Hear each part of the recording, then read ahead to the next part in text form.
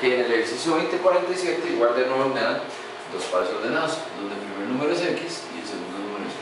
Entonces vamos a guardar menos 5 en x, menos 5 chiffre c de x, ¿okay? Y vamos a hacer la opción A. Lo que pasa es que en la A y en las otras respuestas no solo está la x, también está y. ¿Cómo solucionamos ese problema? Okay. Tenemos menos 5 en x y también tenemos menos 12 en y.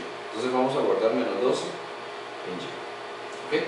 Y hacemos la función completa, dice alfa y menos 2 alfa x más 2. Eso nos da 0. La opción A me da 0. La opción B simplemente vamos a cambiar este menos por un más para no escribirlo todo. Y eso nos va a dar menos 20. La opción C, vamos a agregar un menos aquí al principio y cambiar este más por un menos. Entonces me va a dar 24. Y la opción D, vamos a cambiar el último más por un menos. Recuerden que la idea es ir usando el cursor para no tener que escribir todo de nuevo y hacerlo un poco más rápido. Dice igual a 20. Okay. ¿Cuál es la opción correcta? En las anteriores agarramos el primero para que no el segundo, pero en este caso tuvimos que agarrar los dos. Entonces tenemos que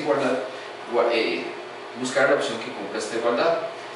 Esta me dio 0 y aquí dice igual a 0. Esta me dio menos 20, pero aquí dice igual a 0, por lo tanto la opción B no puede ser. Esta me dio 24, pero aquí dice 0, entonces esta tampoco puede ser.